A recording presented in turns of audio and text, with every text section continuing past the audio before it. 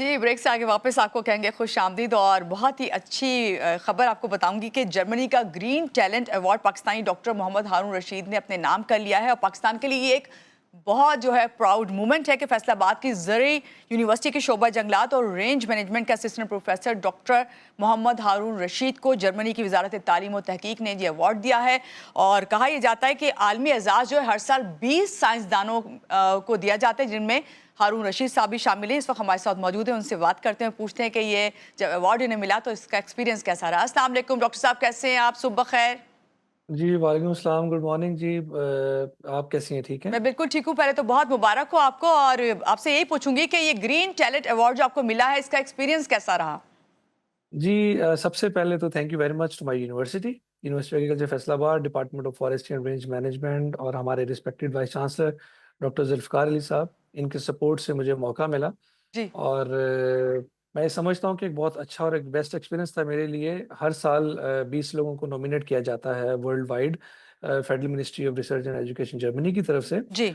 और लकीली इस साल मुझे मौका मिला क्लाइमेट चेंज के सेक्शन में और आई एम फीलिंग प्राउड और मेरी यूनिवर्सिटी के लिए ये मेरे लिए ऑनर की बात है। बिल्कुल हमारे लिए भी ऑनर की बात है। मुझे ये बताइए डॉक्टर साहब कि ये एजाज किन बुनियादों पर दिया जाता है और आपको किस वजह से मुंतखब किया गया? जी, बिल्कुल।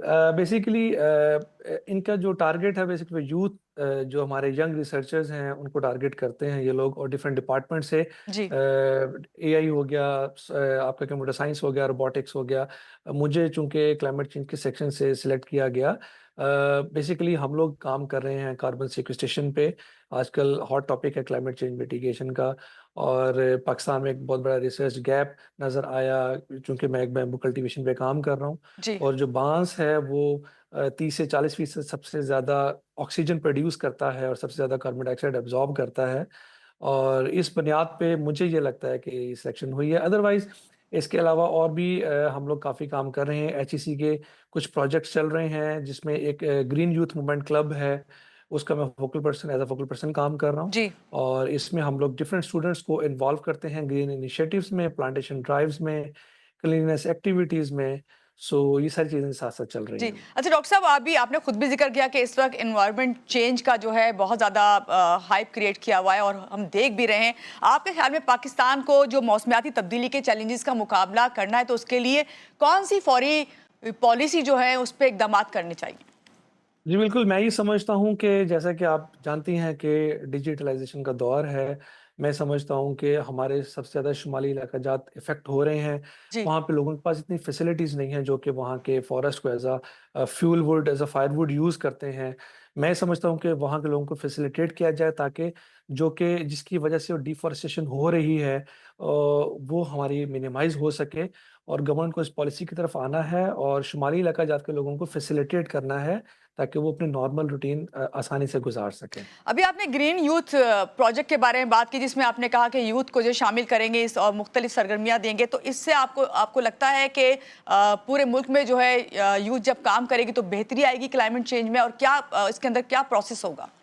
जी, बिल्कुल। इसमें एचईसी का एक बहुत अच्छा प्रोजेक्ट है और मैं समझता हूँ कि राना मशहूद साहब जो हैं वो इसको लीड कर रहे हैं प्राइम मिनिस्टर यूथ इनिशिएटिव्स को। उसका एक सेगमेंट है ग्रीन यूथ मूवमेंट क्लब और ये पूरे पाकिस्तान में 127 यूनिवर्सिटी में है। और मैं ये समझता हूँ कि ये बहुत अच्छा टारगेट है कि हर यूनिवर्सिटी के स्टूडेंट को टारगेट किया गया है और स्टूडेंट्स के थ्रू जितने भी ग्रीन इनिशिएटिव्स हैं, जी। प्लांटेशन ड्राइव्स हैं, एनर्जी कंजर्वेशन एक्टिविटीज़ हैं, उनको प्रमोट किया जा रहा है। ठीक है। डॉक्टर साहब, आपने एक ऐसा अवार्ड हासिल किया कि जो कि दुनिया के 20 साइंसदानों में से एक आप हैं और हमारे लिए प्राउड मोमेंट है।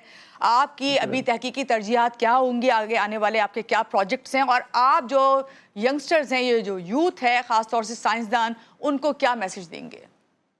जी, बहुत अच्छा सवाल है। मैं ये समझता हूँ कि जो मेरे नेक्स्ट प्लान्स हैं, चूँकि हम फॉरेस्ट्री डिपार्टमेंट से हैं और हमारा मेन प्रमोशन है वो एनवायरमेंटल प्रोटेक्शन है, एनवायरमेंटल पॉल्यूशन को मिनिमाइज़ करना है, जी। कार्बन सीक्वेस्ट्रेशन को हमने इंक्रीज़ करना है।